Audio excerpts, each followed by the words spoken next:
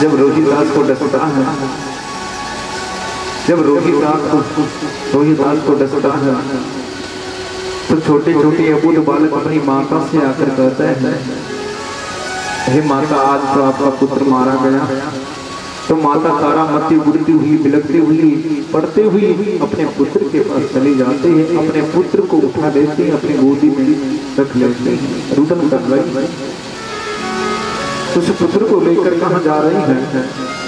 आंखों में आंसू की धार अपने पुत्र को लेकर, क्योंकि पुत्र बिना परिवार अच्छा नहीं लगता है। परमात्मा के हाथ जोड़ती हुई तारामती अपने उस लाश को लेकर, अपने पुत्र की लाश को लेकर मरघट पर जा रहे हैं। जब काशीपुरी के उस मरघट पर जाते हैं तो महाराज हरिश्चंद्र दूर से देख रहे हैं, अपने पुत्र को दूर से देख रहे हैं। तारामती बिलखती हुई हाथ जोड़कर तो प्रणाम करती हुई कहती है, ये आपका पुत्र, ये आपका पुत्र है। हरिश्चंद्र महाराज कहते हैं, यहाँ पर ना तो किसी का पुत्र है, ना किसी का बाबा है, ना किसी का भाई है, ना किसी का भतीजा है। यहाँ तो जो भी मुर्दा आएगा वो एक सोने का रुपया भेंट करेगा और मैं मुर्दे को जला देगा। तारामती आंखों में अश्रु की धार भरकर क्या कहती है, को चुरा कर बेटा है तो कपिल महात्मा कहां तक ताने सहन करेंगे। जैसे कपिल महात्मा अपनी आंखों को खोलते हैं तो सामने 60,000 पुत्र जल भस्म के ढेरी हो जाते हैं। भागीरथ जी महाराज अपने पुरखों का उद्धार करने के लिए गंगा की शरण में जाते हैं और गंगा मैया से प्रार्थना करते हैं, पापम क्षीणम गंगलोकम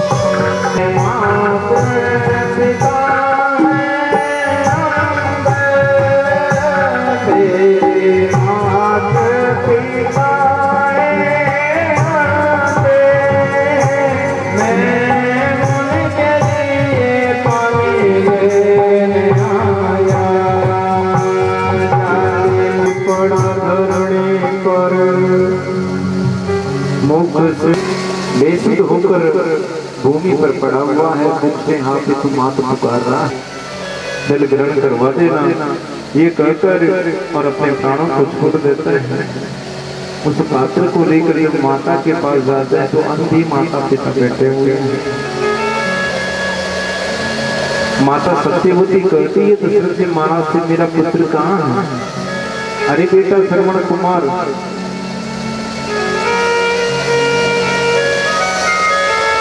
क्योंकि माता तो वही है जो अपने पुत्र की आवाज से पहचान ले, परंतु देखो माता सत्यवती अपने पुत्र को पहचानती है। कहती बेटा हे श्रवण कुमार, तो दशरथ जी महाराज नहीं बोलते हैं। दशरथ जी महाराज कहते हैं, आपका पुत्र मेरे बाणों से मारा गया। तो दोनों अंधे माता पिता क्या कहते हैं, प्राण हम पे योगस्य राजनम पुत्र मृत्युलोकयं परम प्रदायोग योगम मम वाक्यम नरलोक। हे महाराज, जैसे हम आज पुत्र वियोग में तड़प कर अपने जीवन को समाप्त कर रहे हैं, एक दिन ऐसा आएगा आप भी पुत्र वियोग में तड़प कर अपने जीवन को समाप्त कर लो, ये श्राप देते हैं। श्रवण कुमार के माता पिता अपने प्राणों को छोड़ देते हैं, दशरथ जी महाराज चले आते हैं। इसे पूछने की आवश्यकता नहीं, क्यों नहीं है?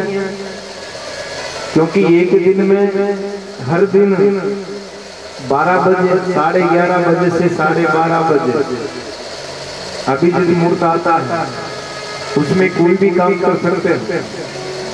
दिन में भी आता है और रात में भी आता है। पंडित जी से पूछने की आवश्यकता नहीं है। अभिजित मुहूर्त आता है 11:30 से 12:30, रोज आता है। परंतु 7 दिन में एक दिन नहीं आता। राम राम स्वयं साक्षात् परब्रह्म।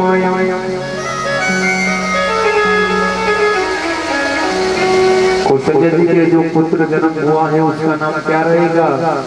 बोले रामचंद्र भगवान की जय। कैकेयी जी के पुत्र का नाम क्या संस्कारित होता है?